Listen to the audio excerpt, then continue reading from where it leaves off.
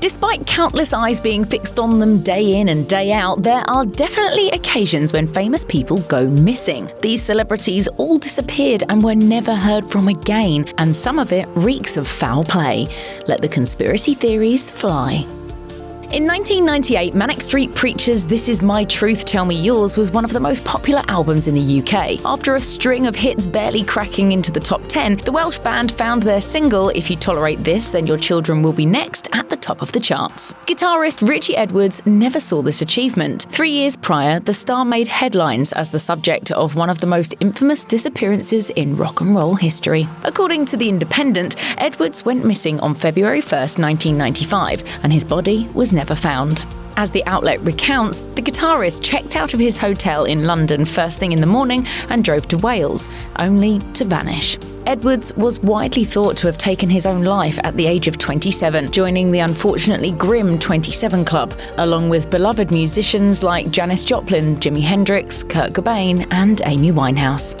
As The Independent reports, there has never been any definitive proof that Richey died by suicide, or even died at all. More recently, a book written with the full cooperation of Richey's sister, Withdrawn Traces, Searching for the Truth About Richey Manic, alleges that the guitarist staged his own death. Per Wales Online, Richey was obsessed with disappearing and may have started a new life in Israel.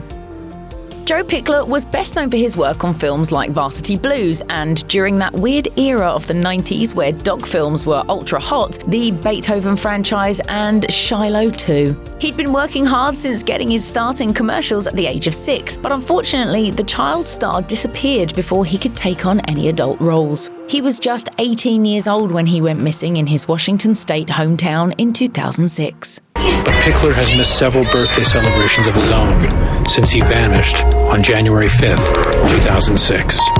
According to 10 Tampa Bay, his mother persuaded him to move back to Washington in 2002. 4 years later, according to The Charlie Project, he disappeared after a phone call with a friend. Suspicions were raised when his apartment was found unlocked and the lights were left on.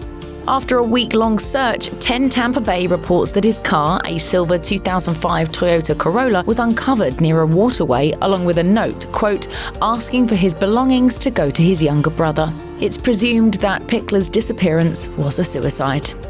Jimmy Hoffa was the president of the International Brotherhood of Teamsters, America's largest union, but this was no straight and narrow worker advocate, even if he was popular among those he served. He was wrapped up in a bevy of criminal activities. Moreover, as History.com notes, many Teamster leaders partnered with the mafia in racketeering, extortion, and embezzlement. Basically, when Hoffa disappeared, it wasn't exactly surprising. Police immediately looked towards the mafia. As History.com reports, Hoffa had ties to, quote, high-ranking mobsters, and he landed a 13-year prison sentence for a list of crimes that included jury tampering, mail fraud, and bribery. He served just 4 years before then-President Richard Nixon gave him a pardon in 1971. Then, he vanished from a restaurant parking lot in Detroit on the very same day he was supposed to meet with 2 mafia bosses. Hoffa's remains were never found, but it's widely thought that he was the unfortunate subject of a mob hit. There was just never enough evidence to convict anyone of the alleged crime. Before Bison Dele quit basketball to become a world-traveling poet, the athlete was known as Brian Williams, an NBA star who, along with Dennis Rodman and Michael Jordan, helped the Chicago Bulls win the 1997 championship. 2 years later, he retired before vanishing at sea. According to Sports Illustrated, the former NBA star started his retirement in Beirut, where he lived for 4 months with one of his college friends, a Lebanese businessman. After that, he trekked across numerous countries, eventually learning how to sail and buying a boat named Hakuna Matata, which he used to explore the waters off the Australian coast. Unlike the boat's name, Swahili for no worries, the worries were just beginning. On July 6, 2002, Dele set sail for Hawaii with his girlfriend Serena Carlin, a ship captain, and his brother Miles DeBoard. He had reportedly been feuding with DeBoard, who was, quote, jealous of his basketball talent, according to Sports Illustrated. Dele, Carlin, and the captain were never seen again. But about 10 days later, a man who witnesses say matched the description of DeBoard was spotted in Tahiti with a boat that had been re-registered under a different name. Police found blood traces and gunpowder on the ship, and Debord was later arrested for forgery after stealing Dele's identity. Without evidence of the suspected murder, Debord was never charged. Rather, he died in Mexico from an insulin overdose, taking the events of Dele's disappearance with him. Canadian rock band Loverboy was one of the biggest acts of the 80s, penning the iconic hit Working for the Weekend. That song was so popular that decades later it still haunts the corridors of shopping malls across the country, along with the frightening disappearance of bassist Scott Smith. In 2000, the rock outfit's founding member vanished at sea. According to Rolling Stone, Smith, joined by 2 friends and his girlfriend, was sailing his boat from Vancouver, British Columbia, to Mexico. He made it just off the coast of San Francisco before being swept off his 37-foot sailboat by a 25-foot wave. His girlfriend suffered from hypothermia, but his 2 friends emerged unscathed. His friend Bill Ellis told the Ottawa Citizen, "I went down below to change into my foul weather gear so I could relieve Scott, and then the wave hit and the boat went over on its side. Within seconds, I went back up and Scott was gone, and he took the wheel with him. We turned back around but couldn't find any of the debris or cushions or the man overboard pole." After a 133-square-mile Coast Guard search, which was, quote, hampered by massive waves and fog, and private search and rescue, Smith was presumed dead. His body was never found. Swedish director Daniel Lind Lagerlöf may not be a name widely recognised in the United States, but in his home country, he worked on various TV series and movies, including the acclaimed series Beck. It was ultimately his work that led to his tragic disappearance in 2011. According to The Hollywood Reporter, the director went to Sweden's Skjutbanan nature reserve with 2 crew members to scout locations for the Fjällbacka murders, a film series adaptation of the popular crime novels by Camilla Läckberg. When the crew split up amidst high winds and heavy rains, Lagerlöf never returned. Local authorities searched the area for the filmmaker, but as The Hollywood Reporter notes, when they were unable to locate him, they determined he must have, quote, slipped and fell into the sea. Lagerlöf's body was never found, and the series went on without him, premiering its first installment in 2012. Jim Sullivan isn't a household name, but he did have a cult following. The folk singer was part of the Hollywood scene in the 60s and 70s, releasing 2 albums and teetering on the brink of success as he made celebrity friends like Dennis Hopper, who he appeared alongside in an uncredited role in Easy Rider. He must be some important dude, man, like, that treatment. Hey, dude. According to the New York Times, Sullivan left LA for Nashville, where he planned to pursue songwriting and migrate his children and wife, Barbara Sullivan, once he was established.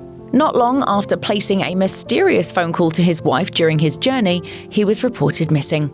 The New York Times reported that he had been pulled over on suspicion of driving under the influence and passed a sobriety test before going to a motel in Santa Rosa, where he vanished. His car was found abandoned 24 miles away with his guitar in the front seat. Barbara lived the rest of her life convinced Jim, whose debut album was called UFO, had been abducted by aliens.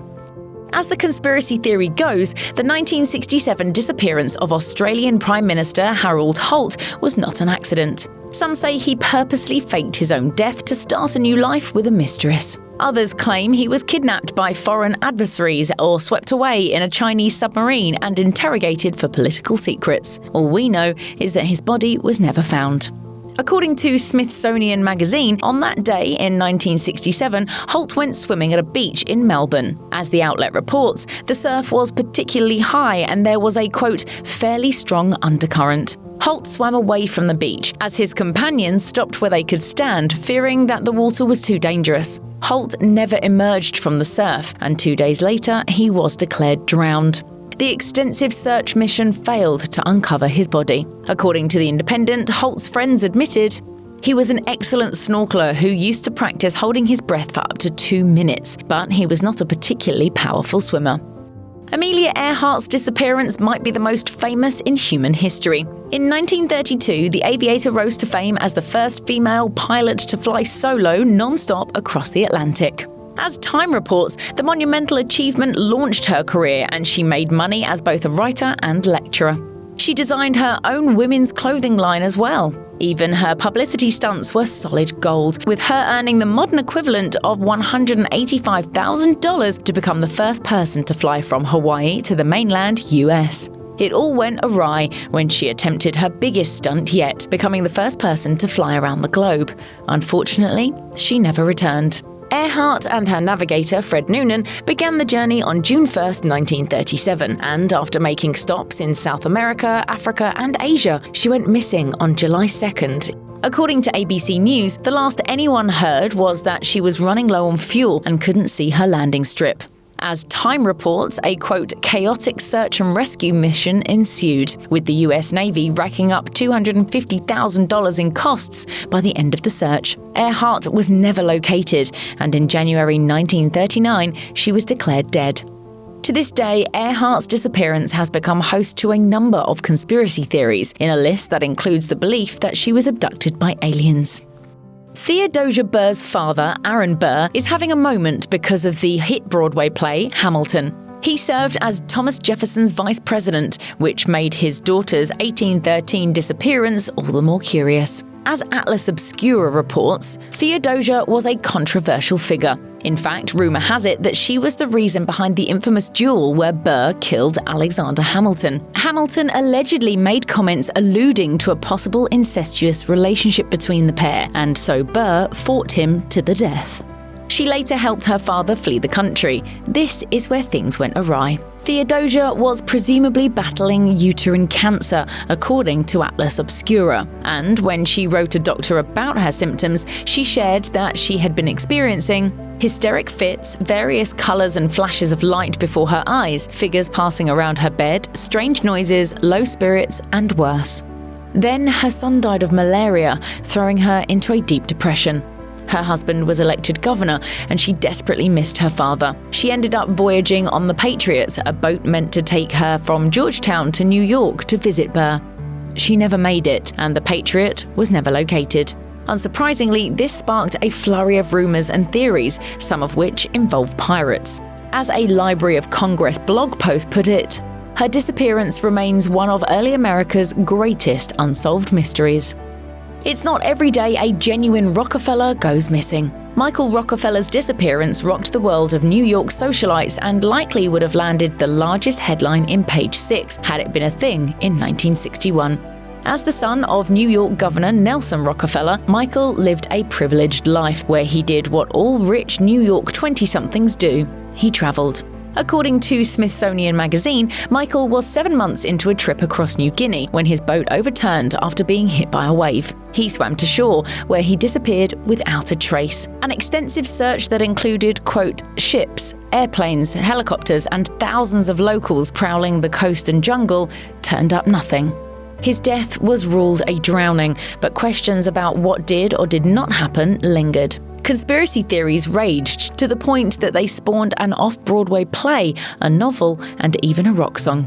Most recently, Netflix produced the documentary The Search for Michael Rockefeller, which supposedly confirms the New York Post's original 1968 report: Michael was eaten by cannibals. If you or someone you know needs help, please call the National Suicide Prevention Lifeline at 1-800-273-TALK. That's 1-800-273-8255.